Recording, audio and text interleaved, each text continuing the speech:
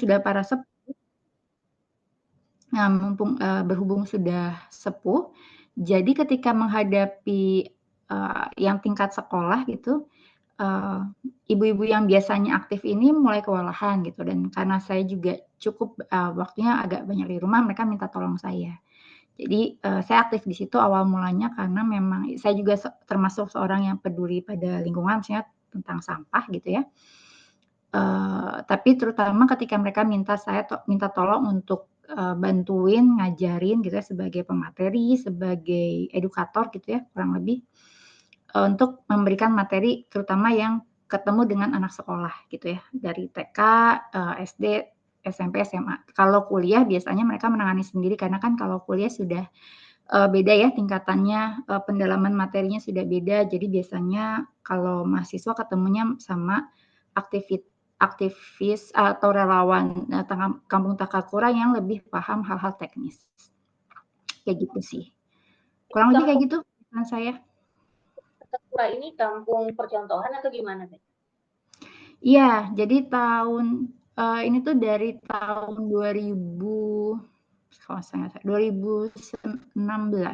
dari 2017 gitu ya, sudah mulai percontohan. Terus, mulainya dari edukasi warga sendiri sampai lama-lama, sudah bisa, sampai sempat dinobatkan sebagai, kawasan bebas sampah untuk wilayah Jawa Barat. Terus dipromosikan lagi masuk ke Proklim. Proklim itu tuh program kampung iklim. Jadi, eee, kawasan yang memang mendukung untuk, ketahanan terhadap perubahan cuaca gitu ya. Ngomongnya singgalilah tapi jadi banyak ngomongin cuaca nih, ke situ. Nah, terus itu ada tingkatannya, tadinya tingkatan, saya lupa nama tingkatannya, tapi kita sudah terakhir banget, 2 bulan lalu mencapai, tingkat Proklim tertinggi, namanya Proklim Lestari. Jadi, kalau yang pertama tuh hanya di lingkungan sekitar, yang kedua mulai, mulai menjadi mentor buat kawasan lainnya, Proklim utama. Nah, yang terakhir kita sudah jadi Proklim, Lestari tadi gitu. Terus secara itu juga, untuk lomba lingkungan hidup juga sudah sampai di tingkat nasional. Memang nggak sampai juara 1, tapi memang sudah sampai nggak mewakili Bandung lagi, jadi sudah mewakili Jawa Barat, gitu. Ayu di kelompok itu ada berapa orang, Teh? Yang aktif bangetnya sih cuman sekitar 10 orang, nggak nyampe. Rata-rata usianya tadinya saya cari cerita, 60 tahun ke atas gitu ya, rata-rata 60, kayaknya paling mudanya 60 tahun sih kayaknya, gitu. Jadi, ada sih 1, 2, saya sekarang jadi saya bergabung, jadi saya ikut jadi yang paling muda, gitu. Paling 1, 2, 3 orang. Ya, dan kebetulan yang muda yang saya bilang muda ini juga kebetulan statusnya sama gitu ya, sama-sama singgalilah walaupun usianya sudah, bisa dibilang melewati ya pada umumnya orang menikah gitu ya. Ada saya, ada Kak Vivi, juga ada Bang Dian gitu ya. Jadi kebetulan aja sih, seperti itu gitu. Karena yang sudah menikah karena sudah merasa punya tanggungan keluarga juga udah nggak di sini, udah nggak di kawasan sini, jadi sudah punya rumah sendiri di luar gitu, dan biasanya kalau sudah punya anak juga punya kesibukan lain kan ya, gitu. Jadi kebetulan memang yang aktif, jadi kalau bukan yang muda dan masih singgalilah, yang sudah sepuh gitu, yang aktif di Kampung Takakura. Gitu. Itu berarti selain tadi bersama ibu tadi di rumah, kemudian Teh Ayu juga menjadi koordinator atau penggagas namanya, Teh? Saya lebih ke relawan sih karena bukan penggagasnya sebenarnya. Jadi, idenya bukan datang dari saya datang ke situ sudah jadi tinggal membantu menyampaikan materi gitu ya, terutama untuk anak usia sekolah, gitu. Paling penggagasnya saya bantuin bikin ide gimana supaya materi ini menarik buat anak-anak usia sekolah gitu, lebih ke situ, tapi bukan penggagas. Berarti Teh Ayu di komunitas ini udah dari sejak kapan, Teh? Saya mulai aktifnya banget tuh, 2022 ya kalau nggak salah, 2000 ya 2 tahun terakhir ini, gitu. Jadi dan aktifnya cuman memang khusus sebenarnya mereka ada pertemuan tiap minggunya, tapi saya nggak terlalu aktif gitu karena, ngerasa tidak terlalu banyak manfaat yang saya dapatkan juga, atau saya juga tidak bisa memberikan manfaat yang banyak buat mereka kalau saya ikut di yang mingguannya gitu. Sebelumnya mungkin cerita juga mungkin kita sebelum jadi relawan apa tadi apa sebutannya teh? Takakura, Kampung Takakura. Kampung Takakura. Oke. Kalau kegiatan sebelumnya gimana teh? Lebih banyak di rumah, terus ngurusin usaha. Jadi saya sempat buka kedai ayam geprek juga. Jadi, full saya di situ ngerjain, cuman, setahun belakangan ini sudah tutup karena ya tidak tidak balik modal ya intinya. Jadi memutuskan untuk ditutup saja. Jadi sebelumnya lebih banyak kegiatannya ngurusin kedai kecil, saya dan waktu itu saya masih mulai apa ya, baru belajar-belajar talent mapping juga kan. Jadi lagi giat-giatnya banget tuh belajar talent mapping sebelumnya. Kan kalau sekarang sudah mulai banyak menerima klien atau, terima limpahan project dari, eee saya ikut bareng sama Pathfinder kan, jadi ya kadang-kadang, bareng sama Pathfinder gitu. Git Oh iya, seru ya aktivitasnya Teh Ayu kata Mbak Eka. Iya, alhamdulillah bisa ini ya, eee, ada kegiatan seru. Gimana Mbak sih? Sorry suaranya hilang. Relawan kayaknya kan nggak Oke. semua orang mau kayak gitu kan. Mungkin mereka-mereka yang jadi relawan itu punya semacam semangat yang khusus kayak gitu. Gimana teh? Ah, iya, nggak semua orang bisa iya. Juga, kasusnya cukup unik ya, maksudnya ketemunya, ketemunya yang para sepuh, tapi sekalian juga ketemu yang muda-muda. Eee, saya ini kalau nanti misalnya, eee, kan nggak semuanya, praktisi talent mapping nih ya, ada beberapa yang enggak. Jadi kalau di talent mapping tuh ada namanya bakat, ada beberapa bakat saya, bakatnya lebih mengarah pada sifat gitu. Nah memang saya itu senang kegiatan yang gabung sama banyak orang gitu ya, gitu. Namanya bakat includer gitu kalau di talent mapping. Mmm Saya punya bakat includer, juga suka punya bakat belief. Belief itu orang yang suka nolong orang, melayani orang lain gitu. Nah itu yang membuat saya jadi, senang gitu ya, ikut, di, komunitas di Kampung Takakura. Pokoknya ada Teriska juga baru bergabung dari ke Bukit Indonesia, santri TM juga, praktisi TM juga punya, eee, ke Bukit. Nah, saya juga kadang-kadang suka bareng tuh nebeng sama Teh Rizka, ikut kerelawanan kalau Teh Rizka punya project apa yang saya bisa bantu, saya juga ikut. Jadi intinya saya senang bantuin yang projeknya ketemu banyak orang gitu, gitu. Nah, sebelum kita lanjut nih teman-teman yang mau tanya-tanya tentang aktivitas si Ayu, kemudian tentang materi kita atau apa ya tema kita ya, tema yang mau kita bahas di malam ini, boleh via chat atau langsung tunjuk tangan atau ya boleh boleh langsung aja ya Teh Ayu, kita santai aja ya Iya. malam ini. Iya betul, jadi sistemnya hari ini nggak kayak seri-seri sebelumnya yang, bikin slide, bikin materi, kita akan ngobrol santai, yang mau nanya tentang apa boleh gitu ya. Kayak Bu Ismi nih, saya baru masuk Mbak Eka, ya saya jadi aktif di namanya Kampung Takakura, aktivitasnya lebih ke relawanan, nggak ada biayanya di situ, pure karena saya senang aja bantuin di situ, gitu. Ini sebenarnya juga seru sih, Mbak Sri. Jadi, aktif saya di Kampung Takakura ini sebenarnya sempat, mendapat apa ya, mmm, bukan dihalangi ya, dibatasi oleh ibu gitu ya. Karena saya terlalu senang bantuin orang gitu, kadang-kadang suka lupa jadi sakit gitu. Itu sebenarnya ibu tuh, "Kamu nggak usah terlalu aktif di situ," gitu ya. Tapi ketika lama-lama, oh ternyata saya bisa kok memilih aktivitas mana saya bisa makanya saya nggak full banget, aktif di Takakura, karena juga, dasar saya pertimbangannya adalah ibu gitu ya. Jadi, kadang ibu kalau waktu saya habis banyak di luar tuh, ibu sih bilangnya, "Nggak apa-apa gitu ya, terserah," gitu. Tapi Saya kan bisa merasakan ya emosi ibu yang mungkin, mmm, enggan gitu ya. Jadi saya memilih memang dalam seminggu itu waktu saya di luar itu tidak bisa lebih dari 2 hari gitu, sisanya lebih banyak di rumah.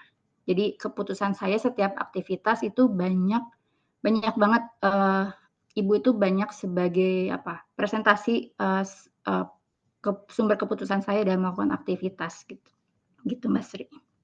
Itu gimana tuh kalau misalnya, kadang-kadang kan, sebagai orang dewasa tuh kita kepinginnya ya nggak mau diatur atau kita merasa udah punya, kuasa atau, ya saya bisa bisa, memilih sendiri kayak gitu kan.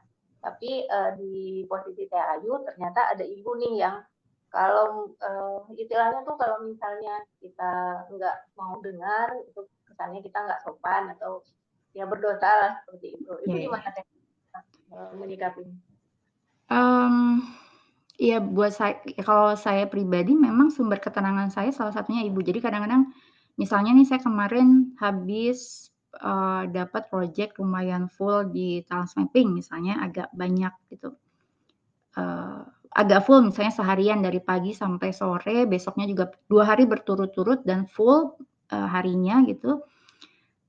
Saya sih senang gitu melakukannya, tapi ketika harus ketemu ibunya emosinya gitu, tadi yang apa, rasa yang saya dapatkan tadi tuh jadi hilang gitu. Maksudnya, eee, kerasa gitu jadi, kok gini gitu, jadi tidak benar-benar senang gitu akhirnya. Jadi makanya, membatasi banget supaya ibu juga eee, merasa tidak diabaikan gitu ya. Jadi sebenarnya kadang-kadang ibu tuh uring-uringannya karena merasa diabaikan, misalnya kayak gitu. Gitu. Karena memang saya belum berkeluarga ya fokus utama saya masih ibu saya gitu ya, ya ditambah anak kucing, tambah kucing-kucing gitu ya. Jadi mau nggak mau memang itu yang jadi prioritas saya gitu. Mungkin ada tips-tipsnya Teh, gimana menghadapi, ibu yang, kadang kurang cocok kemauannya itu dengan maunya kita? Kalau saya coba memahami ya, berusaha menempatkan kalau saya jadi ibu tuh gimana. Membayangkan sebenarnya apa sih alasan kenapa ibu bilang nggak boleh gitu. Kadang-kadang alasannya juga artinya mengkhawatirkan saya gitu ya, karena, terlalu beraktivitas kemudian capek, terus sakit gitu, entar ibu juga jadi kepikiran gitu ya. Itu sih, kadang-kadang sebenarnya alasan dasarnya juga tetap balik lagi mengkhawatirkan saya gitu sebenarnya. Jadi, berusaha menyamakan persepsi antara saya dan ibu gitu. Lebih ke situ. Jadi, ya sama aja sih sama mungkin ya saya belum pernah punya pasangan, tapi, kurang lebih mungkin mirip ya prosesnya gitu, menyamakan persepsi, pengen apa, ada komunikasi yang terbuka, walaupun sebenarnya, saya dan ibu tuh komunikasinya tidak tidak seterbuka seperti yang saya bayangkan gitu ya. Jadi lebih banyak, eee, kalau saya lebih banyak mencoba memahaminya gitu ya. Jadi, ya alhamdulillah sih it works gitu ya, terutama setelah saya kenal talent mapping sih sebenarnya itu kerasa banget, eee, bagaimana talent mapping bisa ngebantu saya untuk lebih memahami ibu gitu. Ini dari tadi THIU, singgung-singgung terus tuh talent mapping. Iya, iya, iya. THIU gimana, perkenalannya dengan talent mapping? Terus apa dampaknya untuk THIU? Gimana? Apa efeknya untuk THIU setelah kenal Oke. talent? Eee, oke, baik. Oke, saya kenal talent mapping, 2019 dari Teh Rizka, Nuriska. Halo Teh Rizka, makasih sudah menjadikan wasilah saya ketemu talent mapping. Waktu itu saya posisinya sudah tidak punya kontrak kerja dengan pihak manapun dan waktu itu ibu memutuskan untuk, "Ayo kita balik lagi ke Bandung aja deh," gitu ya. Jadi ke posisinya nggak punya kerjaan, mmm, mau balik ke Bandung, ya sudah ada sih usaha keluarga yang siap untuk dikerjakan sebenarnya, tapi ngerasa, itu kayaknya saya nggak di situ gitu ya. Terus saya mau ngapain, next-nya saya mau ngapain gitu. Terus kemudian Teriska posting, sesuatu posting di sosmed tentang talent mapping, saya tertarik, Terus belajar saya assessment deh sama Teriska, dapat feedback, terus di situ saya ngerasa, walaupun saya pas di feedback itu tidak terlalu mendalami feedback-nya malah, tapi ngerasa kayak, "Oh, orang bisa ya tanpa latar belakang psikolog." Jadi saya dulu bercita-cita jadi psikolog, Mbak Sri kayak Mbak Sri gitu ya, pengen jadi psikolog, tapi gimana Mbak Eka? Oke, jadi, inti ceritanya pengen jadi psikolog, ketemu TM, terus ngerasa kayak, "Oh, ini seperti cita-cita saya dulu," gitu. Jadi akhirnya belajar TM, gitu. Jadi lebih ke situ, seperti menemukan diri saya yang lama gitu ketika ketemu TM. Terus kemudian belajar, tapi ketika saya mulai belajar, benar-benar belajar mendalami TM, trans mapping, itu malah saya memutuskan untuk step back gitu ya, nggak langsung muncul sebagai praktisi karena ngerasa, "Oh, kayaknya saya perlu memahami diri saya dulu deh sebelum saya bisa bantuin orang lain dengan trans mapping," gitu. Terus yang paling kerasa sampai sekarang sih sebenarnya saya tetap seperti setiap hari tuh ada yang, insight-insight baru kayak gitu ya. Cuman, yang paling kerasa itu sih paling kerasa banget salah satunya jadi bisa lebih memahami ibu. Kenapa ibu tapi kenapa saya nggak bisa begitu gitu. Jadi ada beberapa yang kalau di tes mapping adanya bakat yang ibu tuh kayaknya kuat banget di situ walaupun saya nggak pernah asesmen ibu. Di saya tuh lemah gitu ya, terutama bakat-bakat striving. Jadi paham, oh mungkin memang ada berseberangan bakatnya di situ. Tapi jadi, makin, makin makin bisa memahami ibu gitu ya. Lebih ke situ yang dampaknya sampai sekarang paling kerasa. Terus menemukan diri saya setiap hari, seperti ini, jadi lebih legowo gitu ya. Terus, yang paling terharu tuh ketika menemukan hal-hal yang tadinya saya pikir udah kelemahan, tapi ternyata itu adalah bakat kuat saya gitu. Itu adalah sifat saya yang bisa diasah untuk jadi, potensi, jadi kekuatan. Itu terharu banget sih ketika kita nemu kayak gitu, oh itu tuh suatu hal yang bisa diasah jadi, kekuatan ya gitu. Itu terharu banget sih ketika belajar trans mapping. Contohnya tuh biar teman-teman juga bisa punya gambaran apa yang Cahayu rasakan ketika menemukan bakat-bakat yang lemah. Mbak Ayu.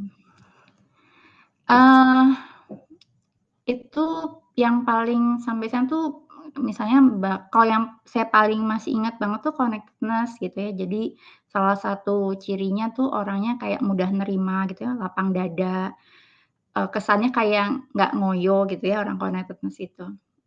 Connectedness kan orang yang suka mengkaitkan segala sesuatu, dan karena mengkaitkan yakin bahwa ini semua sudah ada yang ngatur gitu ya, orang connectedness kan kayak gitu. Jadi lebih mudah menerima.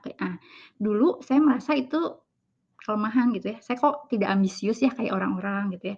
Saya kok, di zona yang sebenarnya nggak nyaman buat saya, tapi saya bisa aja nerima di situ, larut di situ gitu. Memang, ekspresinya masih ekspresi bakat yang belum diasah sih, yang belum masih ekspresi bakat dasar gitu ya, kalau di trans mapping disebutnya seperti itu, belum mature gitu ya. Tapi ternyata itu tuh memang bisa harusnya diasah dan dijadikan, kekuatan gitu. Itu sih. Satu lagi, bakat harmoni, coba saya lupa sih titik utama saya sampai jadi terharu saya punya bakat harmoni itu apa. Harmoni itu orang yang, tidak suka konflik gitu ya, sukanya kedamaian. Tapi saya lupa sih titik yang bikin saya terharu di harmoni apa. Jadi 2 bakat itu sih sebenarnya harmoni sama, si connectedness gitu. Sama kalau bakat beli sih ya standar ya, saya ngerasa dulu orang suka memanfaatkan saya, tapi saya sih dari dulu tidak merasa dimanfaatkan ya, senang-senang aja saya bisa bermanfaat buat orang lain tuh ya nggak apa-apa. Emang senang gitu merasa merasa bisa melayani orang lain tuh buat saya menyenangkan sih. Mendapat rasa terima kasih, "Makasih ya," gitu tuh udah, kayaknya lebih lebih berharga gitu dibanding dibayar rupiah gitu. Gitu. Oke, apalagi sekarang udah dapat bisa menyalurkan bakat beliefnya Cahayu ya. Cahayu untuk bakat connectedness, bakat harmoni atau bakat-bakat yang dominan yang Cahayu punya, Cahayu udah punya rencana nggak nanti ke depannya akan memanfaatkan bakat-bakat ini untuk apa? Eee, terus terang untuk yang bakat connectedness tuh sampai sekarang saya masih merasa struggle, menemukan apa yang terbaik. Sebenarnya kemarin, saya sempat ngobrol dengan sesama praktisi TM, saya ini termasuk praktisi yang nggak suka ngiklan, bukan entah malas atau malu gitu ya, lebih ke malas sih sebenarnya saya merasanya sebenarnya kalau mau jujur. Eee, tidak belum mem-branding diri sebagai seorang praktisi. Terus kemudian pas ngobrol sama praktisi, "Kenapa? Apa sulitnya?" Gitu. Terus ketika dia tahu bakat kuat saya, salah satunya Konetes, "Oh ya berarti Teh Ayu tuh memang harusnya bisa menceritakan apa yang Teh Ayu alami," gitu ya, itu untuk dijadikan apa ya, eee, contoh gitu buat orang lain gitu, untuk di situ melatih si bakat Konetes-nya gitu. Saya ngerasa, oh iya juga ya, dan itu tuh, itu pas TM Basic bareng Teh Arum, itu saya ngobrol sama namanya Kak Afni gitu ya, itu sih dia bilang gitu. Dan iya kayaknya memang harus dari situ deh mulai sharing-sharing pengalaman yang Teh Ayu rasain gitu ya, terus mengkonekkannya gitu ya, menghubungkannya, dengan ya apa yang terjadi di hidup Mbak Ayu, Teh Ayu yang bisa, dijadikan contoh gitu buat orang lain, lebih ke arah situ. Jadi saya kemarin, insight paling baru sih di situ tentang bakat connectedness yang, ngerasa memang apa ya, bisa saya asah dari connectedness gitu, tapi ketemu, Kak Afni memang tercerahkan tapi belum dijalani. Ya ini sih ini kayak pemanasan, Mbak Sri, sharing ala-ala podcast ini pemanasan untuk bisa kok saya menceritakan apa yang saya alami itu untuk jadi, apa ya, ya buat contoh gitu ya buat orang lain, buat, dijadikan hikmah buat orang lain gitu. Gitu sih Ternyata kayaknya, mudah-mudahan. di kampung kita ini memang menarik. Banyak mungkin teman kita, saya sendiri atau teman yang belum punya gambaran lengkap atau gambaran yang utuh tentang gimana kehidupan relawan itu sebenarnya, karena kan nggak bisa dipungkiri ya, dari kita butuh penghasilan, kita butuh prestise atau butuh lingkungan, butuh apresiasi dan segala macam kayak gitu. Dayu gimana menyikapi? Mmm, oke. Ya itu, ya apa gimana ya menyikapinya, eee, sebenarnya relawan itu kan tidak benar-benar nirlaba gitu ya, tetap ada yang bisa toh misalnya kayak saya di Kampung Takakura, memang kebijakannya akhirnya tidak memasang tarif ya di Kampung Takakura untuk tamu yang datang. Tapi sebenarnya tamu itu ketika datang juga sebenarnya juga nggak enak kalau nggak ngasih apa-apa gitu. Sebenarnya, tetap kok ada yang bisa kita bawa sebenarnya kalau memang mau. Dan itu tinggal dilatih gimana jadinya menjadi relawan yang profesional misalnya kayak gitu. Eee, kayaknya kalau saya sebenarnya di relawan kan tidak terlalu banyak pengalamannya karena terbatas di lingkungan terdekat, itu. Cuman ya itu memang satu 2 hal yang bisa misalnya gini, ketika kita full, hidup, di relawan juga pasti akan ada jalannya gitu ya. Itu tuh kayak kok ya itu kayak apa ya namanya, ya Allah kan pasti menjamin gitu ya, nggak akan dilepas gitu aja gitu. Jadi, lebih ke arah situnya sih kalau saya pribadi menyakitnya. Pasti ada yang kemudian ada ajalah gitu pertolongan Allah gitu, dari ya apa yang kita jalani sekarang gitu. Sampai saat ini mana-mana aja ya teh. Artinya untuk posisi sebagai relawan itu tetap tetap indah untuk dinikmati gitu ya. Iya iya iya, betul.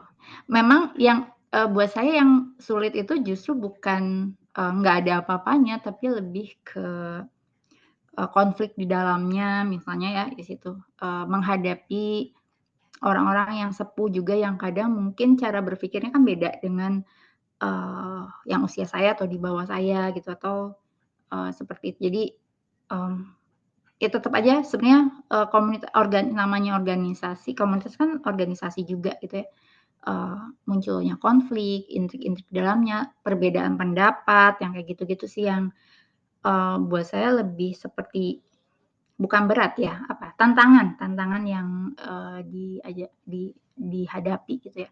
Kalau sebelumnya saya lebih berusaha untuk, saya kan anak bawang, nggak mau ikut-ikut gitu. Kemarin saya akhirnya sudah mulai memutuskan untuk, kayaknya saya harus mulai deh, kalau nggak disambungin ya kayak gini terus gitu ya, disambung terus gontok-gontokan gitu ya di dalam. Padahal sebenarnya tujuannya baik, sama-sama baik gitu. Jadi, saya sudah mulai ambil peran walaupun tidak banyak karena tadi salah satunya juga, saya mempertimbangkan ibu gitu ya, untuk saya tidak terlalu dalam juga ke situ, gitu. Oke, Ada saya yang mau tanya mungkin? balik mengundang teman-teman yang mau tanya, boleh langsung, boleh juga lewat chat, silakan berpartisipasi nih. Banyak yang Assalamualaikum warahmatullahi wabarakatuh. Hmm. Saya mau ngobrol dong sama Teh Ayu. Boleh. Masya Allah ya. Eh,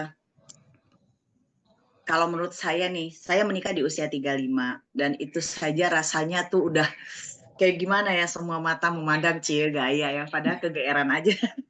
Jadi padahal belum tentu juga orang peduli ya, nikah kapan kayak gitu ya. Tapi Masya Allah banget Teh Ayu, saya baca copywritingnya, fokus dengan ibu, mendampingi ibu dan membantu banyak orang. Nah, terus tadi sedikit saya mendengar bahwa ketika Teh Ayu dapat, kan ada diajak kerjasama oleh Pathfinder, terus waktu itu sempat 2 hari dari pagi sampai sore, terus Teh Ayu bahagia tuh, senang gitu kan.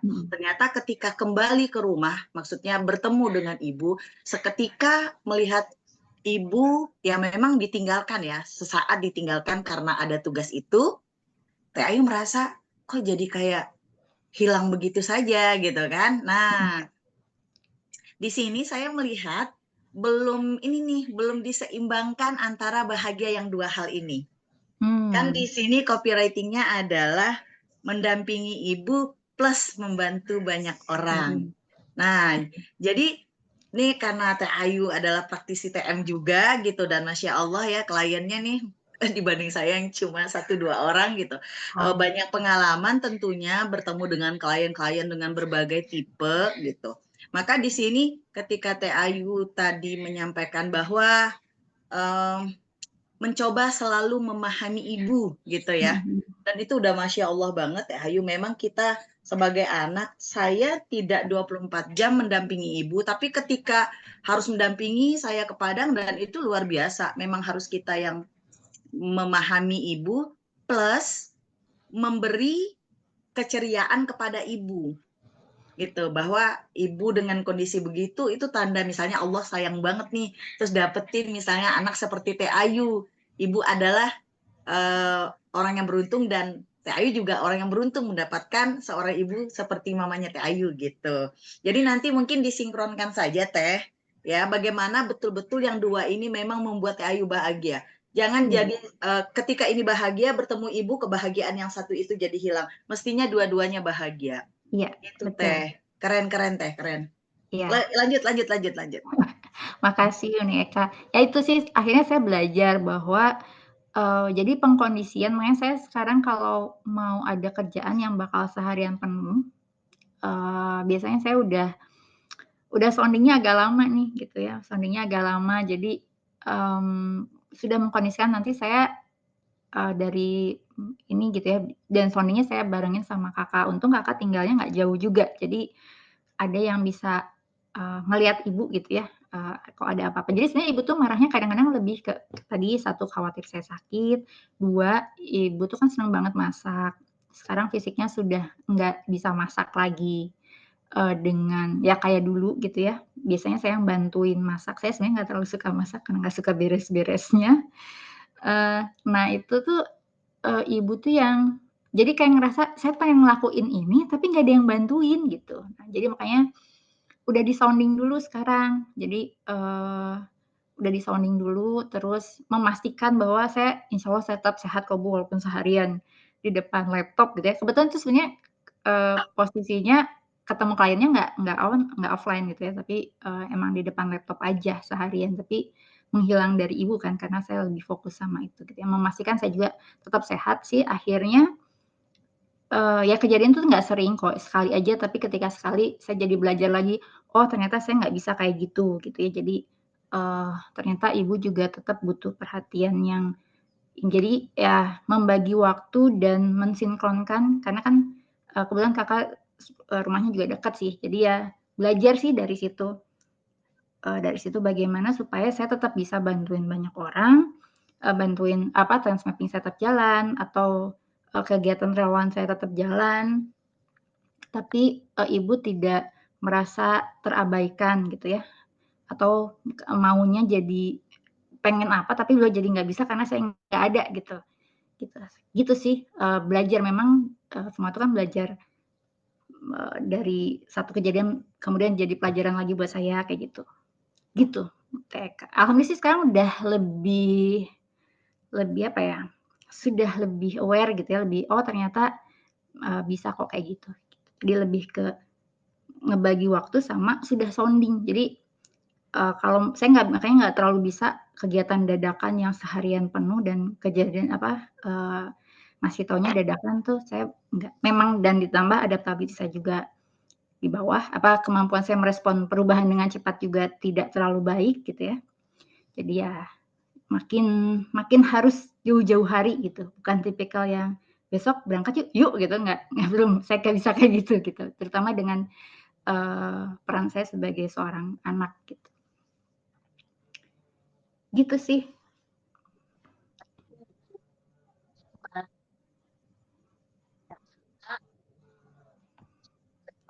Jelas gitu kan.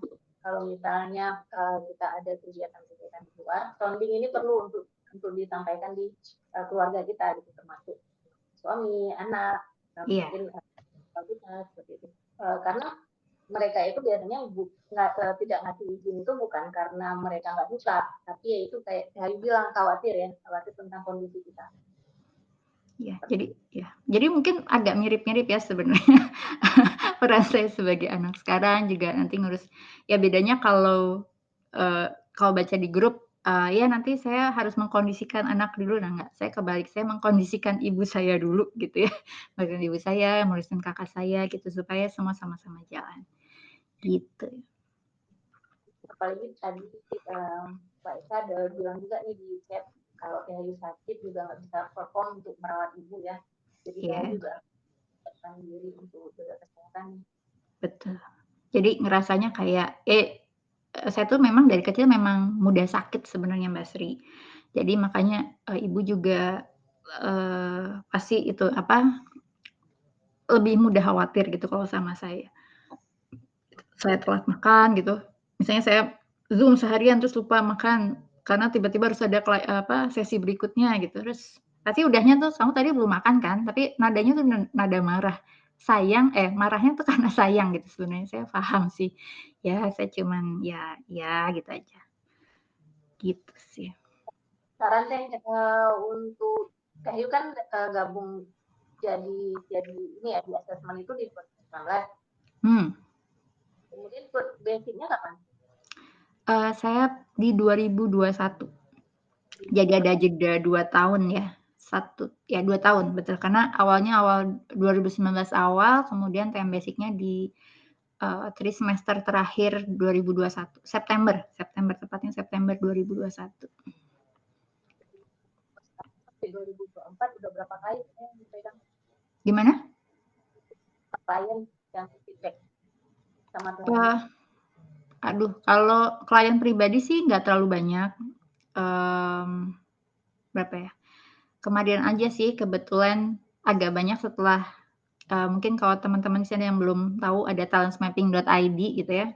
Dan sekarang lagi masa promo tes assessment. Saya lumayan kebetulan dapat kelimpahan lumayan dalam seminggu ada 10 dan saya sakit waktu itu kebetulan karena itu aktivitas yang cukup padat. Sebelumnya saya di Kampung Takakura, ada aktivitas di offline dan kemudian hujan. Saya tuh agak sensitif ya terhadap perubahan cuaca, sakit terus akhirnya ada ya klien itu. Jadi dalam seminggu itu ada 10 Khusus itu aja sih, kalau hari lainnya sih enggak. Biasanya kalau lagi lagi ada proyek sekolah aja paling padatnya. Paling sebulan satu juga belum tentu sih kayaknya Mbak Sri ya sebenarnya. Cuman kemarin aja lagi pas padat banyak gitu. Kalau dihitung nggak ngitung soalnya saya Mbak Sri, nggak ngitung berapa. Ya alhamdulillah kalau itu gitu sih. Tapi nggak banyak lah, nggak terlalu banyak. Selama ini, selama Ayu feedback teman-teman yang ikut transmeeting, yang paling berkesan itu yang gimana Teh? Yang paling berkesan. Yang berkesan justru kemarin saya feedback ST30 lewat chat. Lewat chat aja, dan itu pun tidak terlalu menggali dalam, cuman saya menemukan orangnya minderan gitu ya. Terus saya kasih beberapa saran, kebetulan dia punya analytical juga, analis ya, kalau di ST30 analis ya, analis. Jadi saya menduga memang di kepalanya banyak pertanyaan tapi dia malu bertanya sih, takut dibilang bodoh yang kayak gitu-gitu deh. Terus dia kasih feedback balik ke saya yang makasih banyak ya, feedback ini sangat menenangkan saya gitu. Itu buat saya apa ya, berasa banget gitu ya. Saya baca chat-nya aja nangis gitu ya Allah. Cuman kayak padahal saya ngerasa tidak belum banyak menggali, tidak banyak memberikan sarannya itu, tapi dia merasa itu sudah cukup menenangkan, karena dia benar-benar beberapa kali chat-nya dia tulis saya ada nada mindernya gitu ya. Kemudian di akhirnya dia bilang itu sih yang paling berkesan banget buat saya. Jadi justru bukan pas kasih feedback TMA gitu, kalau yang paling berkesan. Jadi ngerasa ya hanya segitu saya sudah bisa memberikan ketenangan mungkin ya, walaupun baru sedikit belum benar-benar bisa memberikan solusi buat dia. Saya sih ngerasanya belum ngasih solusi yang terbaik buat dia, tapi dia sudah merasa terbantu gitu ya dengan penjelasan ST30 itu. Itu yang sampai sekarang paling berkesan buat saya itu sih. Ada lagi kalau yang di TMA gimana? Ada pesan dari TMA? Kalau di TMA tuh rata-rata ujungnya saya ngerasa belum maksimal, terus pengen malah jadi biasanya saya memang kalau TMA 2 minggu setelah feedback, saya biasanya tanyain lagi gimana hasilnya, terus ada yang masih ditanyain nggak gitu ya, ada follow up back-nya gitu ya, takut-takut ada pertanyaan yang tidak tersampaikan atau malu gitu ya, ke arah situ sih. Yang cukup apa ya, saya kait-kaitkan ya 10 klien terakhir itu kebetulan rata-rata juga sama, statusnya kayak saya, usia 40 tahun ke atas, belum menikah gitu ya. Walaupun ikut temanya karena pengen kenal diri dan itu lagi apa ya, kayak lagi FOMO gitu, lagi tren di organisasinya untuk mengenal diri. Jadi ngerasa kayak memang, kayaknya memang saya arahnya kliennya kan, kami percaya bahwa klien-klien yang ditenangkan itu memang tugas kita gitu ya. Jadi mungkin saya akan lebih banyak arah situ. Cuman nggak tahu nih, apakah benar, cuman ya arahnya masih ke arah situ sih. Kebetulan ketemunya juga, sesama single-lilah lagi gitu ya, gitu. Yang sebenarnya pengen tahu banget sih, saya juga enggak banget gitu ya, butuh banget juga enggak gitu. Jadi ya, makanya tidak terlalu berkesan yang pas tadi saya cerita yang ST30 tadi gitu ya, feedback balik dari merekanya, masih kayak malu-malu gitu ya, masih kayak butuh nggak butuh gitu ya sama si hasil TMA-nya gitu. Paling tidak sudah membantu mereka. Oke. Teh Ayu, kalau boleh saya tanya nih, apa sih makna single-lilah untuk Ayu? Sebenarnya saya tapi saya tekankan ya, sebenarnya saya agak berat ya menyebut saya seorang single-lilah gitu. Ya saya single gitu aja, tapi tetap sih memang karena ada beberapa kejadian di belakang. jadi ngerasa yakin nih karena lillah gitu ya, itu lebih ke situ. Cuman ya kalau single lillah buat saya itu, ya sekarang adalah memang kondisinya memang Allah belum kasih saya, pasangan, mmm, pasangan hidup laki-laki maksudnya ya. Karena kalau sendiri saya nggak benar-benar sendiri, masih ada ibu, masih ada kakak saya, sahabat-sahabat saya, gitu ya, yang ketemunya ya sebenarnya tuh diprotes juga sih sama keluarga, "Kamu ketemunya sama dia lagi perempuan lagi, terus kapan mau dapet jodohnya?" Gitu ya, kayak gitu-gitu. Tapi ya saya ngerasain ini proses aja mungkin memang sayanya sambil mempersiapkan diri saya untuk menjadi lebih baik lagi, ya sekarang saya fokus aja pada apa yang ada sekarang di depan saya gitu, peran-peran saya. Entar insyaallah, Allah memang akan pasti kasih, itu di waktu yang terbaik gitu. Jadi kalau, kadang, mungkin karirnya bagus enggak juga sih, saya enggak maksudnya bukan yang harus sekarang jadi bos apa gitu kan, enggak juga sebenarnya. Jadi memang, ya memang belum dikasih aja gitu sih, pasti kalau ya kebetulan alhamdulillah saya bukan berada di lingkungan, keluarga yang apa ya, mendesak gitu ya, "Kamu kapan nikah, kapan," bertanya terus kayak gitu. Alhamdulillah enggak juga sih. Jadi, so far saya memang menjalani saya memang dikasih lingkungan yang sama Allah, cukup nyaman. Maksudnya saya tidak terlalu merasa insecure gitu ya dengan status saya yang sekarang gitu. Gitu dan, pasti ketika ketemu ya, kalau ketemu teman-teman yang sudah nikah terus ditanya, "Udah nikah belum?" "Oh ya nggak apa-apa, tenang pasti akan ada waktunya," gitu. Karena pasti bilangnya, kita pengen loh balik lagi ke masa itu gitu atau, ya semua orang kayak punya insecure-nya masing-masing kan gitu kalau terus ngebanding-bandingin gitu.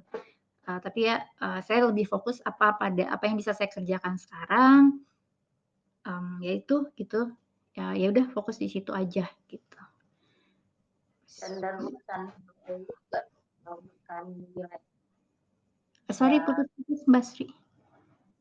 urusan jodoh ini kan bukan pure di wilayah kita ya Mbak. Iya, Walaupun betul. jadi Betul. apa ya, memang ya Allah yang tentukan seperti itu kapan masanya, siapa orangnya, dan itu Mbak Nuri kita ngajak tos dulu tuh.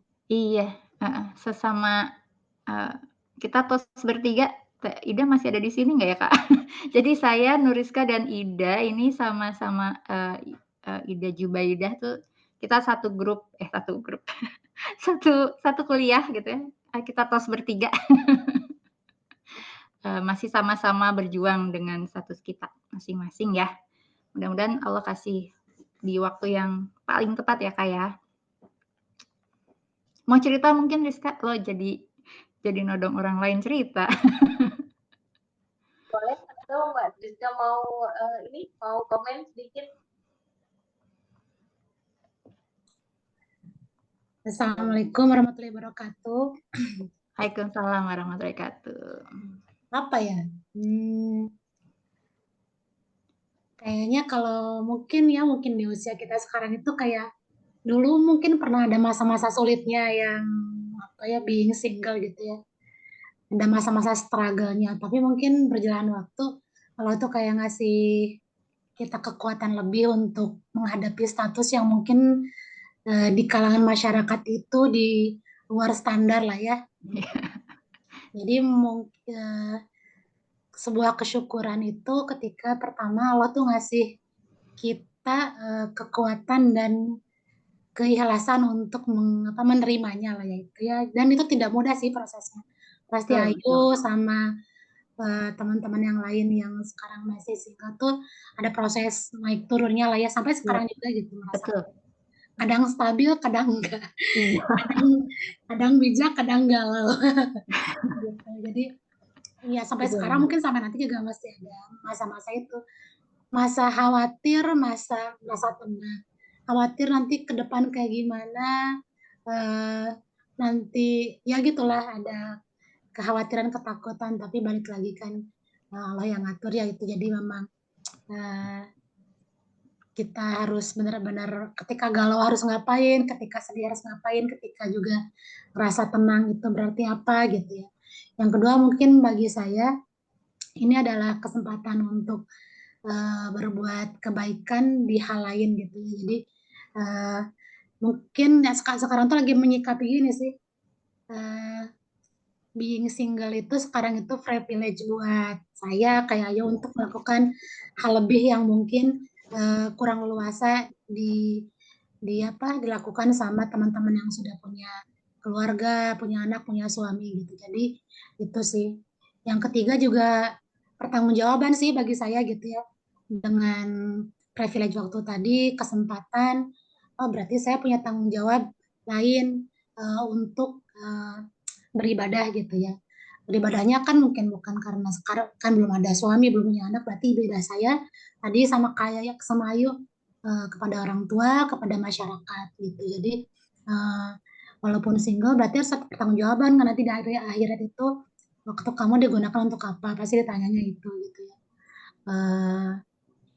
Yang keempat apa ya? Ya tadi tetap optimis bahwa kondisi apapun ini adalah terbaik dari Allah untuk saya gitu ya. Karena mungkin memperbaiki ya kayak apa yang memperbaiki apa ya kadang gini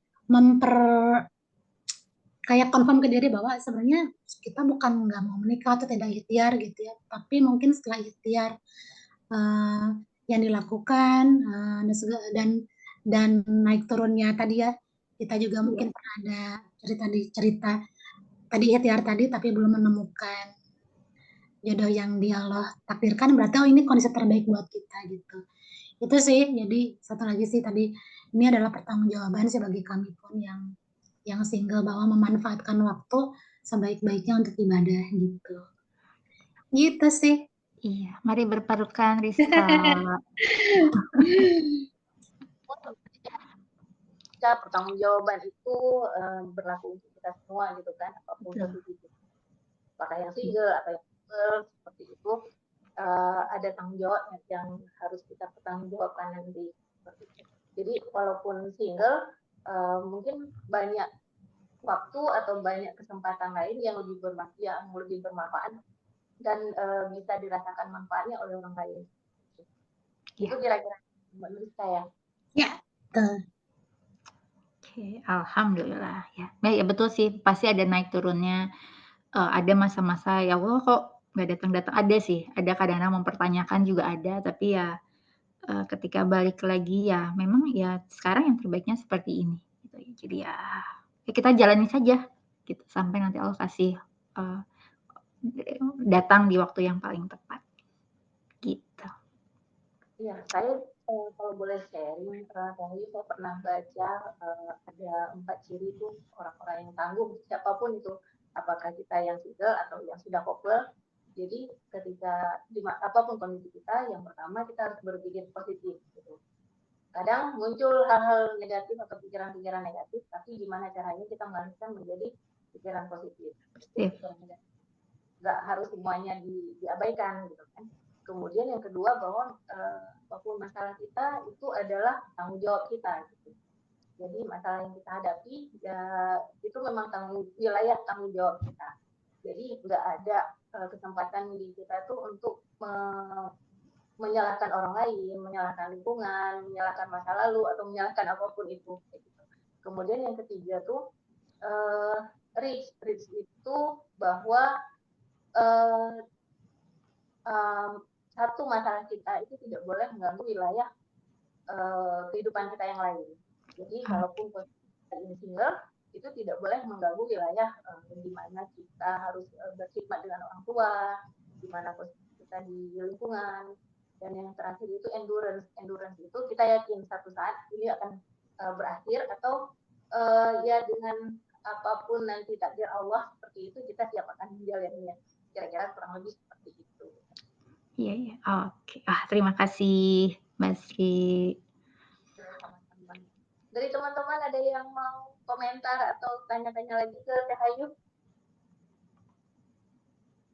Ada?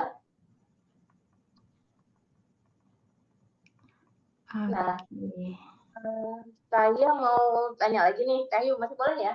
Boleh. Kita mau sampai jam berapa nih? Boleh Mana sih, ya? masih bisa. Nah, Cahayu atau Mbak Nuriska atau siapapun yang ada di sini, kadang-kadang tuh yang jadi masalah tuh bukan di kitanya gitu atau di keluarga kita. Yang jadi masalah itu kan mungkin ada suara-suara di luar, bahkan mungkin sesama wanita tuh yang kadang ya bahasanya agak-agak tajam gitu. Itu gimana kan? Kalau ya teh, kalau saya pribadi tadi ya, saya kebetulan sama Allah dikaruniai lingkungan yang nyaman, nggak cuman keluarga tapi juga lingkungan tuh nggak terlalu yang memberikan stigma negatif misalnya ya. Ya alhamdulillahnya memang dikasih Allah kasih kemudahan gitu untuk menjalaninya gitu. Jadi, eee, bukan disupport tapi ya, setidaknya mereka tidak menambah beban saya gitu ya, tidak menambah beban pikiran saya sih. Kalau jadi memang saya agak nggak relate, dengan, tudingan-tudingan itu. Entah ya kalau di belakang saya mereka ngomongin saya nggak tahu, cuman, setidaknya kalau di depan saya tuh ya biasa aja gitu, tidak ada nada menuntut atau tudingan miring atau apa pun seperti itu. Jadi ya, ya jadi saya nggak tahu gimana menyikapinya karena tidak pernah mengalami itu, gitu. Kalau saya sih memang ya tuh tadi Allah kasih, lingkungan saya yang cukup menyenangkan untuk, saya tetap terus bertumbuh. Kalau saya sih gitu. Kalau Rizka atau kalau Rizka entah mengalami enggak kayak gitu? Mbak Rizka mau ditanggapi? Atau mungkin ada yang Oke. Kalau saya mungkin, kalau mungkin orang-orang atau keluarga yang sudah kenal lama, yang apa ya, keluarga inti atau keluarga sepupu segala macam tuh kayaknya udah tidak ngejolidin lagi ya.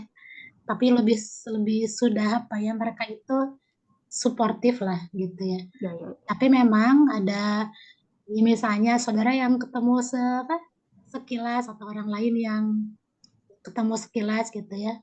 Ya masih ada sih yang apa sih terlalu ya gitulah template gitu. Terlalu pemilih menikah tidak semenakutkan itu gitu ya, yang mereka ngejajing kita uh, bahwa ketika kita tidak menikah berarti kita takut menikah gitu. Jadi masih ada sih. Tapi akhirnya gini ya, ya udah kita nggak bisa meminta mereka mengerti kita. Jadi lagian juga mereka kan ketemu kita sekali dua kali gitu ya. Uh, apa yang penting kan ya dari kita sama keluarga yang memang tahu kita sih sebenarnya mungkin kayak Ayu tadi ya, mereka juga sudah lebih bijak gitu ya seiring dengan usia gitu ya, kita juga lebih bijak. Jadi uh, kalau misalnya yang menyikapi yang tadi ya yang masih apa ya melihat kita itu menjudge kita semudah itu gitu ya, ya sakit hati sih pasti ada lah ya kalau ada yang kayak gitu. Tapi ya udah ya gimana lagi ya gitu ya, kita nggak iya, bisa ngebuat orang iya. Itu sama pemikirannya gitu dengan di luar kontrol kita ya, Kak, ya? iya gitu Gitu. lebih Kita kontrol ya. Iya. Kita lebih lebih fokus pada apa yang bisa kita kontrol aja. Pendapat orang, pikiran orang kan itu di luar kontrol kita gitu ya. Mungkin lebih bijak menyaring kayak gitu-gitu ya.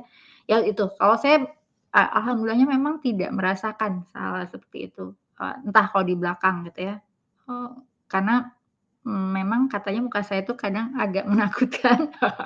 Jadi maksudnya kadang orang suka segan ngomong sama saya gitu. Jadi, mungkin itu juga salah satu kenapa tidak ada yang pernah bener-bener di depan mata ngomong ngejulit gitu ya. Saya sih alhamdulillah belum pernah menemukan sampai sekarang, gitu. Banyaknya suportif malah. Ya, alhamdulillah. Kalau dilihat nih, Teh Ayu kan punya 7 bakat dominan ya. Ada input, connectedness, relator.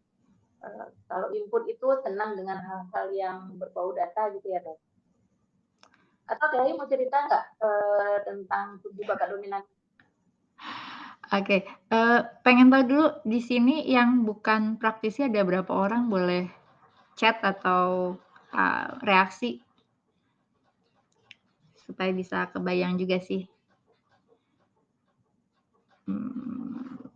Mbak Rahma bukan praktisi bukan ya, Mbak Rahma tadi? Sama Intan, Mbak, yang namanya atau coba ada siapa aja yang di sini bukan praktisi? Oke. Tidak itu ya, nggak ada yang komentar, oke. Mau kita share aja mungkin, Mbak Sri, itu bakat saya. Sebenarnya saya bakat kuat saya itu ada di input, terus coba kita bagikan. Ada input, kemudian relator, terus saya nggak hafal tar. Saya coba share. Oke. Ada input, Oke. relator, Oke nih ya, ada input, connectedness, relator, includer, harmony, belief, dan konsistensi, ya 7 kuatnya. Input itu orang yang suka ngumpulin sesuatu gitu ya, sumber daya, tidak berupa data. Kalau ini saya kerasanya lebih ke, saya tuh orangnya kepoan banget, gampang terdistraksi, terus jadi apa ya, senang ngumpulin gitu ya, walaupun entah dibaca atau enggak. Senang ngumpulin gitu ya. Sekarang lebih banyak informasi yang berupa digital ya. Itu. Terus masih random banget. Saya lagi senang apa itu yang saya kumpulin gitu ya. Tapi sudah mulai dipilah karena sekarang saya juga sudah mulai fokus sama talent mapping-nya. Jadi sumber daya yang berhubungan talent mapping gitu ya. Terus kalau content analysis tadi saya udah cerita ya. Kemudian ada relator, includer, itu relatornya tadi mungkin ini yang bikin saya juga merasa melekat sama ibu ya, relator saya senang membangun hubungan yang dekat ya dengan orang yang sudah kenal gitu ya. Itu terus includernya tadi yang senang berkomunitas. Kalau komunitas mayanya nggak usah disebut ya, WAG saya ada banyak. Ada yang saya udah nggak aktif sebenarnya, tapi masih karena input saya, jadi ngerasa sayang kalau keluar dari grup, siapa tahu masih ada info-info berharga atau yang bisa saya temukan gitu ya. Kalau dunia nyatanya sih nggak banyak sebenarnya, tadi aja yang komunitas terdekat. Terus, harmoninya tadi saya senang suatu hal itu selaras, damai, terus ada belief, tadi saya suka melayani orang lain, bahkan saya ngerasa bahkan dari 7 bakat saya ini memang belief ini yang jadi motor saya gitu ya, mesin kerja saya. Jadi kalau itu udah berhubungan untuk ngebantuin orang lain, saya akan lebih, cepat gitu ya, lebih bisa bertahan gitu, ya bisa endurance-nya lebih tinggi kalau itu berhubungan dengan orang lain, gitu. Yang terakhir ada konsistensi, saya orangnya, walaupun sebenarnya saya merasa itu kan, sebenarnya mungkin tidak di 7 besar, tapi ya sekarang urutannya memang di situ, di 7. Konsistensi itu, orang yang suka, patuh pada aturan gitu ya, maksudnya butuh aturan, ketika itu kalau saya dalam hal ini yang bikin saya, oh ya saya punya bakat konsistensi itu saya pernah, bekerja juga, menjalani peran yang belum ada sebelumnya dan tidak ada juknisnya, itu saya bingung banget gitu. Jadi saya butuh guidance gitu, butuh aturan untuk, saya melakukan sesuatu, situ sih. Lebih ke arah situ. Jadi memang yang berhubungan dengan orang lain tadi ya, berhubungan dekat, terus, berkelompok gitu ya yang, cukup kuat. Terus kelompoknya tuh juga senangnya kalau ada yang crash gitu saya stres gitu ya.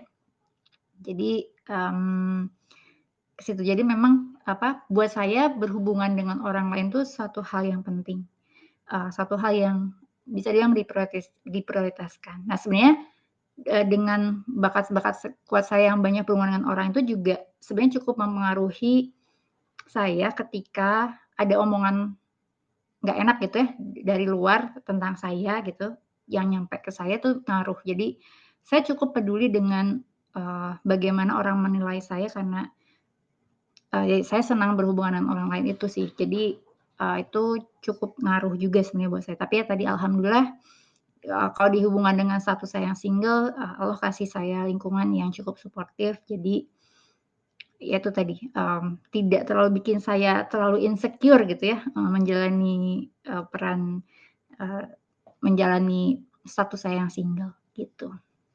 Kalau misalnya kita hubungkan dengan si single-lilah ini, gitu.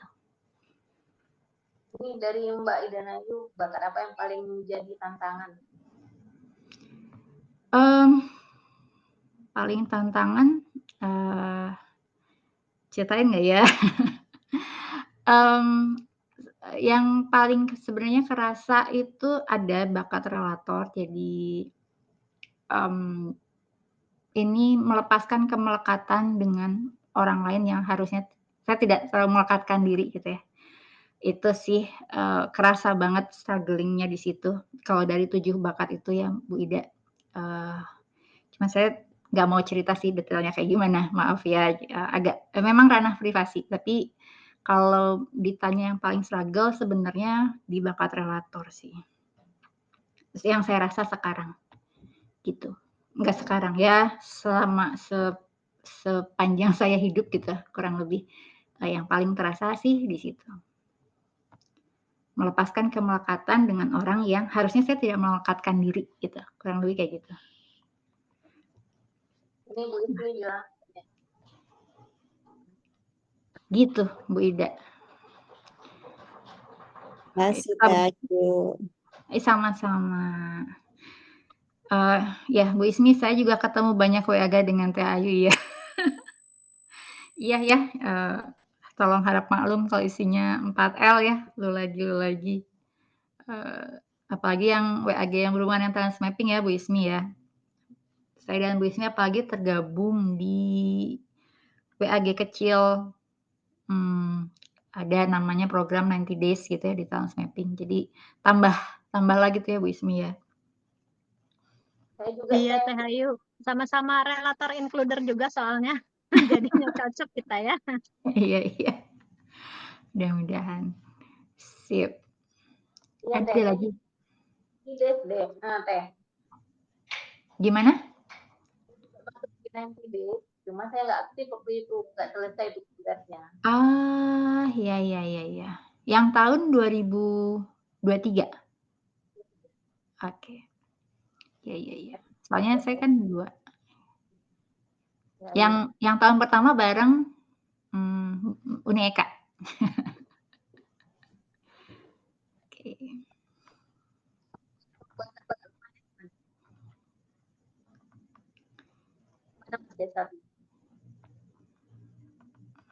Oke, kita cek lagi. Ya, saya dan Ayah ketemu dalam banyak grup TM ya. Ya, memang sebenarnya kadang ya isinya itu lagi ya sebenarnya kalau mau diperhatikan.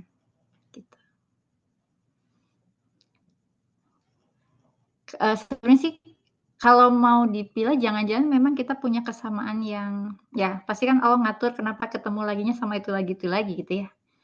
Mungkin kita belum berkolaborasi. Gimana Uni Eka? Kita belum jadi tuh kolaborasi waktu itu. Dulu tuh Uni Eka ngajak saya, "Ayo di Cianjur." Saya iyain aja walaupun saya mikir, "Gimana ya saya ke Cianjur, Ibu gimana?" gitu. Iya Teh, saya waktu itu sempat di Cianjur 8 bulan. Dan saya berpikir dari Cianjur ke Bandung itu kan dekat ya. Nah, kemudian kan sempat saya tanya ke Kang Firman, apa tuh namanya poin apa? Yang kita ATM Poin. ATM Poin. Nah, terus Cianjur gitu kan, berarti lingkupnya kan Cianjur, Bandung, Bogor, seperti itu kan. Nah, jadi itu niatnya. Qadarullah hanya 8 bulan di Cianjur, back to Jakarta sejak September 2023 sampai sekarang. Yes. Karena perkuliahan sudah offline. Jadi kalau waktu di Cianjur itu saya kayak orang liburan. Kan ngajarnya online. Iya. Karena kemarin sudah mulai offline ya udah balik lagi lagi ke Jakarta Itu gitu. memang jalan Allah ya. Saya juga bingung Ya. kalau sudah ke Cianjur soalnya. Ya karena yang jujur yang saya deket praktisi TM yang menurut saya dekat sama dia itu ya Teh Ayu karena kita kan pernah bersama-sama di beberapa event gitu dan satu kelompok juga waktu itu.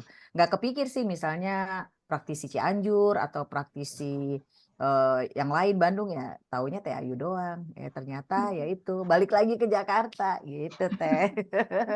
Ya belum masanya, belum Iya, betul. masanya. Mungkin kita berproyek di lain waktu ya. Iya, dan di sini kita ketemu di Saling Iya, Belajar ya kan? betul. Saling Ketemu belajar ketemu lagi. lagi. Yang Begitu Teh. saya sebenarnya salah masuk ya. Salah masuk grup. Padahal Includernya peserta terlalu maksudnya tinggi. ya, peserta Iya, tapi ternyata itu. Ya begitulah. Terkadang kita tidak memilih tapi Allah yang mengarahkan. iya, betul. Solihah banget. Gitu. Oke, seru-seru. Ya, ada lagi mungkin yang mau cerita. Tentang bakat lemahnya, gimana cara mencetak? Bakat lemah saya itu yang paling kerasa sebenarnya self assurance saya, balik lagi kayak tadi, ketika ada omongan orang terutama yang deket sama saya, itu ngaruh banyak sama keputusan saya dan misalnya terutama itu bertolak belakang gitu ya dengan apa yang saya pikirkan tuh bikin saya ragunya double. Dengan relator kuat, self assurance itu kan, keyakinan pada, penilaian diri lah kurang lebih kayak gitu ya. Nah itu jadi sebenarnya awal-awal saya masuk TM itu juga sempat, dipertanyakan gitu ya sama kakak saya gitu. Jadi kakak saya yang di Jakarta. Jadi, dulu tuh tapi saya marahnya nggak bisa keluar gitu. Jadi kenapa sih kok nggak percaya sama ini gitu ya. Tapi balik lagi ngaruhnya lebih ke arah situ, tapi sisanya sih saya nggak ngerasa terlalu itu menghambat saya ya. Jadi balik lagi sih fokus selama itu saya bisa buat bantuin orang lain, saya tetap bisa, menjaga hubungan dengan orang lain gitu ya, itu sih udah ya, ya itu gitu, saya utamain ke situ. Udah nggak lihat lagi, saya tadi misalnya komposisi saya lemah, achiever saya, WOO saya yang lemah, misalnya ketemu klien baru yang nggak kenal gitu ya. Tadi jadi niatnya mau apa nih gitu, niat saya memang mau bantuin dia, yaitu jadi bisa. Jadi ketika WO lemah tapi saya punya konteks untuk ngomong ya bisa. Tapi jangan nyuruh saya lagi di jalan, di bis misalnya, apa di kereta ngajak ngobrol sebelah yang nggak kenal, tanpa ada konteks apapun nggak bisa gitu ya. Jadi, selama itu tidak mengganggu saya di wilayah produktivitas ya saya tidak merasa perlu untuk ngapa-ngapain, ya memang itu saya gitu ya, memang, itu, wilayah lemah saya. Sebenarnya kalau, communication saya kan putih ya, putih cenderung abu-abu sih saya merasanya. Eee, Kalau saya kan banyaknya saya WAG, pasti teman-teman WAG tuh pada bilangnya, "Hah, kamu pendiam, nggak mungkin." Jadi saya kalau di WAG tuh aktif banget, suka ngomentarin, suka ikut ngobrol gitu ya. Tapi mereka pas ketemu langsung, "Oh iya, kamu memang sebenarnya pendiam ya," gitu. Jadi kalau ketemu fisik saya lebih diem, jadi ngomongnya lebih senang bahasa, eee tertulis gitu ya ketimbang ngomong langsung sebenarnya gitu. Masalah nggak juga sih sebenarnya buat saya tidak terlalu masalah. Kayak sekarang misalnya saya harus ngomong, asal saya tahu apa yang mau diomongin ya nggak apa-apa juga. Jadi tidak terlalu ya nggak terlalu bukan dipusingin gitu ya. Bukan dipusing ya, ya selama itu tidak mengganggu produktivitas ya, ya udah gitu. Gitu. Alhamdulillahnya sih saya ngerasa itu aja sih, terberatnya tadi dengan bakat relator yang kuat dan self assurance yang lemah, itu kadang cukup, mengganggunya di situ aja sih. Sisanya bakat lemah saya yang lain kayaknya bisa saya siasati dengan, baik lagi niatnya sebenarnya mau apa sih gitu ya, motif motif saya melakukan ini untuk apa gitu, supaya nggak terlalu itu, biar tidak mengganggu. Kalau dilihat dari peta bakatnya tuh ranking-nya agak gelap gitu ya. Ya, mendung. Mendung. Makanya kita share lagi. Ini jadi ini ya, semi feedback saya. Semi feedback saya. Mungkin buat yang non praktisi mungkin agak out of topic ya. Oke, sebentar kita share peta bakat saya. Yang non praktisi juga biar tahu teh cara baca peta bakat. Ya, atau jadi mungkin siapa tahu jadi tertarik ya ikut tes talent mapping gitu. Mumpung masih ada masa promo ya, iklan lagi. Cuma Tunggu lagi sampai tanggal 27 soalnya. 28 juga masih sih, asal 28 sudah melakukan transaksi. Oke, sip. Boleh pilih saya, boleh pilih Mbak Sri. Atau pilih teman-teman yang lain di sini. Nih, jadi ini peta bakat saya. Influensinya gelap. Paling paling terangnya hanya putih saja. Significance dan communication. Sisanya gelap, gulita. Ya, itu yang bikin saya juga kayak bukan bikin ya. Salah satu saya suka talent mapping tuh saya bisa menemukan jawaban. Saya tuh introvert, masuknya lebih ke arah introvert. Walaupun kalau dites biasanya saya ada di tengah-tengah tuh, nilai introvertnya paling di skala 50 lebih sedikit gitu ya. Lebih sedikit sih terus extrovertnya itu karena memang secara influence saya itu nggak terlalu influence orang gitu ya, kurang suka atau kurang suka, memang kurang suka. Jadi cenderungnya kan bakat-bakat di arah situ yang ekstrovert itu lebih digambarkannya lebih ke arah sana. Tapi kenapa saya ketemu orang tuh seneng gitu ya, ketemu orang gitu tuh malah bersemangat. Tapi memang ketika ketemu orang tuh saya nggak ngomong, lebih diam mengamati gitu ya, ikut happy-happy-nya aja jadi tim horenya gitu ya, senang. Tapi kalau harus tampil di depan gitu nggak suka. Jadi itu yang bikin saya jadi makin yakin sama TM karena bisa menjelaskan kenapa saya itu orang introvert tapi kok senang ketemu orang lain gitu ya. Maksudnya perlu ketemu berhubungan dengan orang itu senang karena memang relatingnya ternyata saya nyala banget gitu ya. Bakat relating saya bakat saya berhubungan interpersonal yang arahnya sejajar gitu ya. Sejajar dan itu nyala banget. Jadi itu menjawab pertanyaan saya sih gitu. Kalau saya karena kan seringnya kalau yang di medsos itu suka membandingkannya introvert di spektrum yang ekstrim dengan ekstrovert yang di kutub ekstrim juga gitu. Dan saya merasa tidak di dua-duanya gitu. Jadi ini yang bikin saya, ini bisa menjelaskan kenapa saya begitu gitu. Maksudnya di TM itu ngejelasin, saya memang nggak suka kalau harus mempengaruhi orang lain, tapi kalau dalam hal bekerja sama, sejajar gitu, memang itu kebutuhan buat saya. Gitu, ketemu WAG sepi gitu juga kadang, tumben nih sepi ada apa ya gitu. Gitu.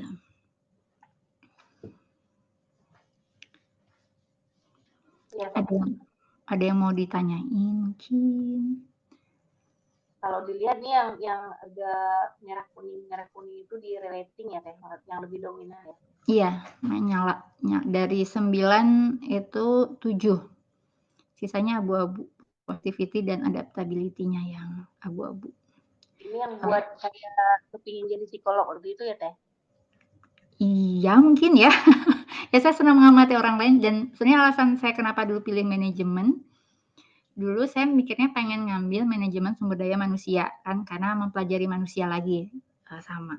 Tapi waktu itu saya melihat kurikulum yang ada di kampus saya waktu itu tidak seperti yang saya pengen gitu ya. Jadi akhirnya banting setir ke marketing hanya karena di marketing ada mata kuliah perilaku konsumen. Jadi mempelajari perilaku konsumen. Itu saya senang gitu memang mempelajari perilaku orang tuh ya, emang senang gitu ya. Emang sangat tertarik. Jadi pas ketemu TM bisa paham, pantesan saya dulu segitu pengennya nggak sebegitu pengennya. Pengen jadi psikolog karena kalau segitu pengennya harusnya pilihan 1-2-nya psikologi ya gitu. Tapi enggak, pilihan 2-nya manajemen gitu. Karena juga ngaruh karena kakak saya tuh di jurusan manajemen dan kayaknya seru ya. Kuliah di manajemen terus main di riset pemasaran, melihat kerjaan kakak tuh buat saya dulu cukup amazed juga gitu ya. Jadi ya itu kenapa saya dulu akhirnya pilih pilihan 2-nya manajemen. Tetap sih alasannya ada mata kuliah tentang mempelajari perilaku gitu ya. Memang senang observing orang gitu ya. Makanya saya kalau di grup TM Jadi jadi saya suka bilang saya tuh tim observer gitu, emang seneng banget kalau suruh mengobserv sesuatu gitu.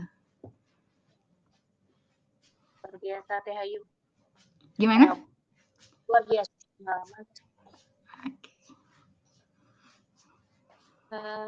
Ini sebelum kita tutupnya hampir jam 9 ya Teh. Siap. Dari yang disampaikan tadi. Apa? Oh, saya? Dari teman-teman. Suara Oh, saya dari nggak teman-teman. Iya, kadang putus-putus, Mbak Sri. Oke, Ada kalau yang menyampaikan. closing statement-nya dari Teh Ayu sebelum kita. Kayaknya ada. Oke. Nah, sebelum closing statement ada pesan dari yang punya hajat, yang punya kelas, Mbak Dila. Teman-teman mohon kesediaannya untuk mengisi form feedback supaya bisa memberikan layanan yang lebih baik lagi ya, tentang pengen belajar apalah kurang lebihnya kayak gitu. Tolong dibantu diisi formnya sebelum saya close-nya gitu. Itu. Kalau dari saya, sebenarnya saya ketika balik lagi ngomong di sini, ini karena terus terang karena dijorokin sama yang punya hajat, Mbak Dila. Nggak suka memang kalau harus tampil di depan gitu ya, apalagi ngomongin diri saya sendiri gitu. Aduh, emang ya gitu lah, kayak gitu. Tapi yang saya dapat justru, saya harusnya, bisa memberikan ternyata harusnya saya juga bisa memberikan manfaat nggak cuma sebagai praktisi talent mapping gitu ya, mungkin cerita hidup saya bisa jadi, pelajaran penting buat orang lain.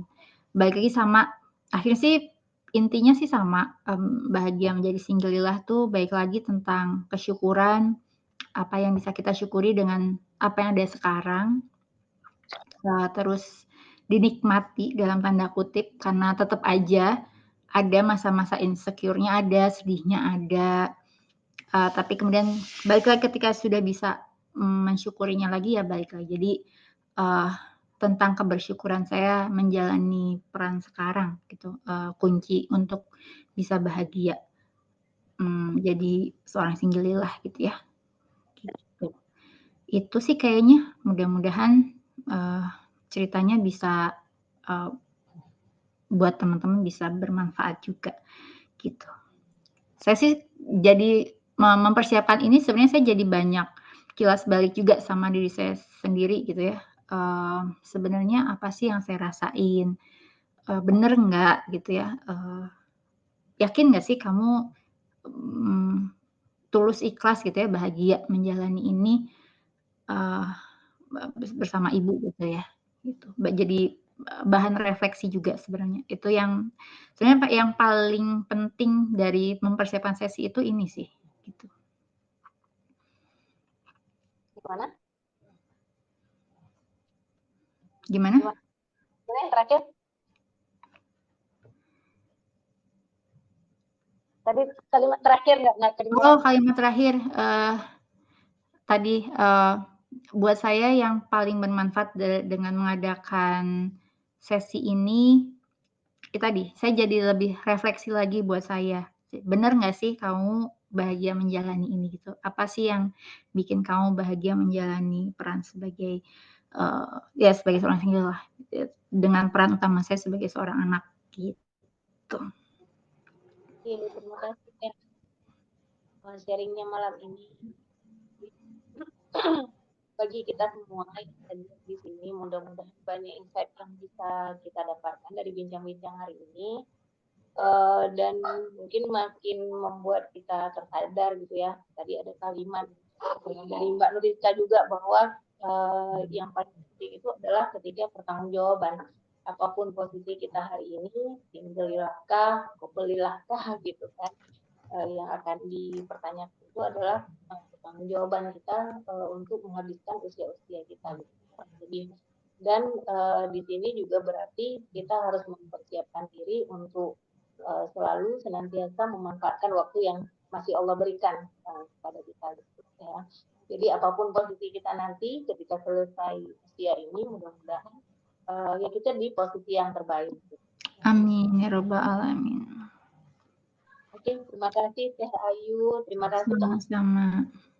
Sebelum ditutup kita foto dulu ya Teh ya. Oke. Nah, bagi teman-teman yang bisa cam, silahkan on cam.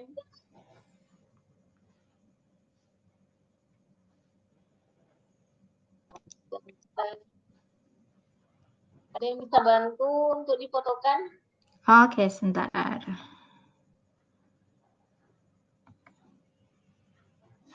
Udah berapa orang sih? Oke. Oke, sudah siap. Oh, ada Fix juga. Makasih sudah datang. Kita foto ya. 1, Sama-sama. 2, 3. Belum. Maaf. Oke, 1, 2, 3. Oke, satu lagi.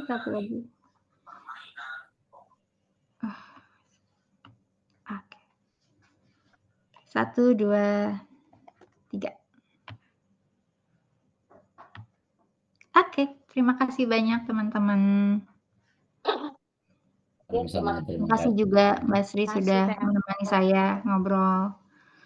Terima kasih Teh Ayu, Mbak Asni. Terima kasih semuanya. Jazakumullah khairan. Terima kasih semuanya, Teh Ayu, Bu Sri, dan semuanya. Foto lagi nanti Assalamualaikum. kan teman-teman juga bisa bergabung di Ketemu tesnya. lagi di WAG. Ya, assalamualaikum. Waalaikumsalam warahmatullahi wabarakatuh.